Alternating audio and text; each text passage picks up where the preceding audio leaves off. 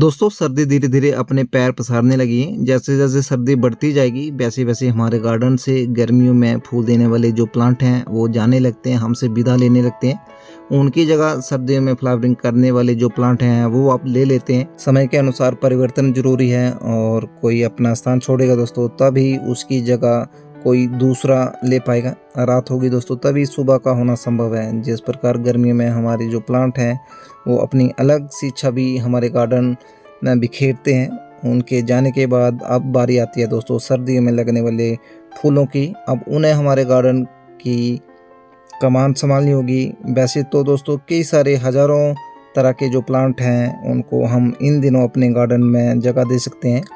आप चाहें तो कोई सा भी विंटर सीजन का प्लांट गार्डन में लगा सकते हैं, लेकिन आज हम जो प्लांट लेकर आए हैं जिसकी आज हम बात करेंगे एक बहुत ही खूबसूरत सुंदर फूलों वाला बेहद ही नाजुक प्लांट है। इस प्लांट की प्रोपगेशन से लेकर केयर टिप्स की पूरी जानकारी वीडियो में मिलेगी। तो इसके लिए दोस्तों एक बार वीडियो को आखिर तक पूरा देखना और कमेंट बॉक्स में बताना कि ये वीडियो आपको कैसी लगी। उसके साथ ही दोस्तों अगर आप पहली बार इस चैनल पर जुड़े हैं तो प्लीज़ चैनल को सब्सक्राइब करके बेल नोटिफिकेशन को ऑल पे सेट कर लेना, जिससे दोस्तों जब भी हम कोई नई वीडियो अपलोड करें तो उसकी जो नोटिफिकेशन है वो तुरंत आप लोगों तक पहुंच सके। आइए दोस्तों विदाउट टाइम वेस्ट किए वीडियो में आगे बढ़ते हैं। नमस्कार दोस्तों, मैं कुलदीप बहुत बहुत स्वागत करता हूं आप सभी का आपके अपने इस यूट्यूब चैनल में।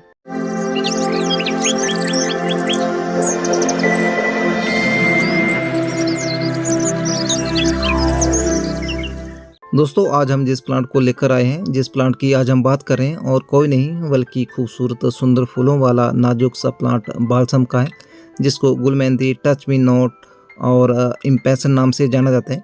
बाल्सम की दोस्तों लगभग 135 जो प्रजातियां हैं वो पाई जाती हैं। ये सभी जो प्रजातियां हैं वो इम्पैशन फैमिली की सदस्य हैं, जिसमें फूल तो आपको कई सारे रंगों के मिलेंगे, लेकिन इनमें फूलों का डिजाइन भी आपको अलग अलग ज़्यादातर देखने को मिलेगा। बाल्सम का दोस्तों बीज से ग्रो किया जा सकता है। इसके बीज जनवरी से फरवरी और इसके बाद मई से जुलाई तक ग्रो कर सकते हैं। बाल्सम में दोस्तों कई सारी जो किस्में ऐसी भी हैं जिनको आप कटिंग से ग्रो कर सकते हैं। हमारे पास भी दोस्तों बाल्सम के ज़्यादातर जो प्लांट हैं वो कटिंग के द्वारा ग्रो किए गए हैं। आप इनकी कटिंग अगर लगाएंगे तो ईजिली दोस्तों इसकी जो कटिंग है वो ग्रो हो जाती है। लेकिन जब हम इस पौधे को कटिंग से लगाते हैं तब इसकी हाइट बीज से ग्रो हुए प्लांट्स की अपेक्षा काफ़ी कम रह जाती है। यहाँ पर आप जितने भी ये प्लांट देख रहे हैं सभी को मैंने कटिंग के द्वारा लगाया है। प्लांट देखने में भले ही छोटे हों, लेकिन आप देख सकते हैं छोटे प्लांट में ही अभी फ्लावरिंग हमें ये प्लांट दे रहे हैं।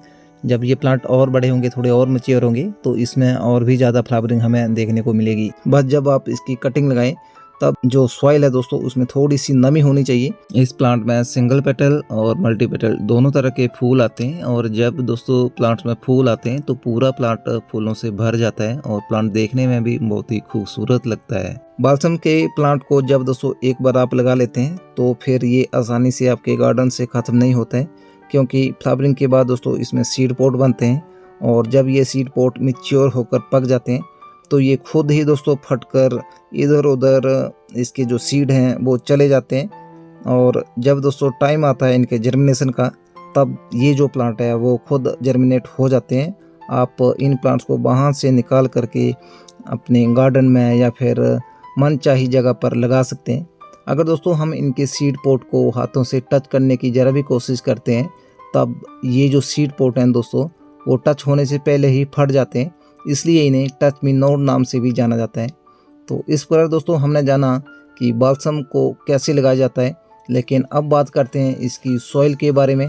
इसकी सॉइल कैसी होनी चाहिए। वैसे तो ये प्लांट किसी भी तरह की सॉइल में ईजिली ग्रो हो जाता है, लेकिन बात करें मैं किस तरह से अपने प्लांट्स के लिए सॉइल बनाता हूँ। यहाँ पर दोस्तों मैं बताना चाहूँगा, जब हम प्लांट्स के लिए मिट्टी तैयार करते हैं तो एक वेल ड्रेन मिट्टी बनाते हैं। इस मिट्टी को बनाने के लिए हम 50% नॉर्मल मिट्टी लेते हैं, 25% कावडंग, 15% सैंड और 10% राइसस का इस्तेमाल करते हैं। लेकिन अगर आपके पास राइसस नहीं है तब आप मिट्टी और सैंड की मात्रा को बढ़ा सकते हैं। इस प्रकार बनाया गया सॉइल मीडिया एक वेल ड्रेन सॉइल मीडिया होता है। हम अपने ज़्यादातर प्लांट इसी तरह के बने हुए सॉइल मीडिया में लगाते हैं, जिसका रिजल्ट आप हमारे वीडियो में देखते हैं। अगर आप इस प्लांट को बीज से ग्रो कर रहे हैं तो बीज को ग्रो होने में 10 से 15 दिन का टाइम लगता है, और इनमें फूल आने में 60 से 70 दिन यानी कि 7 से 8 सप्ताह लगते हैं। अब दोस्तों इसके बाद बात करते हैं इसकी सनलाइट की। तो इस प्लांट को दिन में कम से कम 3 से 4 घंटे की जो धूप है वो चाहिए होती है। हालांकि ये आंशिक छाया में भी दोस्तों जीवित रह सकता है। इस प्लांट को ठंड बर्दाश्त नहीं होती है, इसलिए ठंड के दिनों में आप चाहें तो इसे इंडोर भी रख सकते हैं। आप इसे ऐसी जगह पर रखें जहां पूरे दिन की हल्की हल्की धूप इस प्लांट को मिलती रहे। इसके बाद दोस्तों अगर बात करें इसके गुणों की, तो ये एक औषधीय प्लांट भी है। कई सारे औषधीय गुण इस प्लांट में पाए जाते हैं। हमारे पड़ोसी देश बांग्लादेश में इस प्लांट को डोपारी कहा जाता है। वहाँ पर इसके फूलों का उपयोग शरीर के जले हुए पार्ट को ठीक करने के लिए किया जाता है। और अमेरिका में दोस्तों खुजली होने पर जो चकत्ते बन जाते हैं, उन चकत्तों को दूर करने के लिए इस प्लांट का उपयोग किया जाता है। इसके बाद दोस्तों अगर इसमें पानी की बात करें, तो इस प्लांट की स्टेम में ऑलरेडी जो पानी है वो स्टोर रहता है, इसलिए आप इस प्लांट में ज़्यादा पानी ना डालें।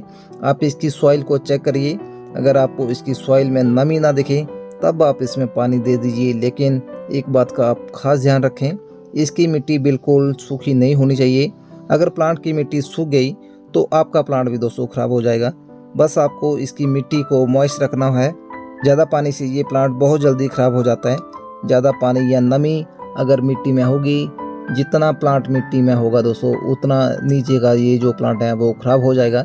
लेकिन इस प्लांट की दोस्तों ख़ास बात ये भी है कि जो प्लांट दोस्तों बच जाता है, अगर आप उस प्लांट की कटिंग लगा देते हैं तो ये प्लांट दोस्तों दोबारा से कटिंग के द्वारा ग्रो हो जाता है। इस प्लांट की मैंने दोस्तों एक और बात नोट की है, अगर इसकी मिट्टी में नमी की कमी हो जाए तो ये दोस्तों मुरझा जाता है। लेकिन जब हम इसमें नमी बना देते हैं तब ये प्लांट फिर से अपनी पुरानी स्थिति में आ जाता है। इसके बाद दोस्तों अगर बात करें इसमें किसी फंगस या पेस्टिसाइड की, तो इस प्लांट की पत्तियों में कभी कभी एक सफ़ेद रंग का पाउडर हमें दिखाई देता है, जो कि एक फंगस होता है। और उस फंगस का नाम है दोस्तों पोर्डीमिल्ड्यू। इस फंगस को प्लांट से दूर करने के लिए आप नीम ऑयल का स्प्रे कर सकते हैं, या फिर आप चाहें तो घर पर पड़े किसी साबुन का घोल बनाकर भी इस प्लांट की पत्तियों पर स्प्रे कर सकते हैं। ऐसा करने से दोस्तों ये जो फंगस है वो दूर हो जाता है। जब प्लांट्स में दोस्तों बर्ड्स निकलते हैं तब कभी कभी इनमें जो चींटियां हैं वो भी लग जाती हैं। तो इसके लिए आप प्लांट्स की मिट्टी में हल्दी को स्प्रिंकल कर सकते हैं। इससे दोस्तों जो चींटियां हैं वो प्लांट पर आना बंद हो जाती हैं। इसके बाद अगर इसमें खाद की बात करें, तो इस प्लांट को खाद की ज़्यादा ज़रूरत नहीं होती है। फिर भी अगर आप चाहते हैं दोस्तों तो इसे आप बनाना पील्स या कॉटन का जो लिक्विड फॉर्म में फर्टिलाइज़र होता है उसका इस्तेमाल कर सकते हैं। बिना खाद के भी दोस्तों ये जो प्लांट है वो अच्छी फ्लावरिंग करता है।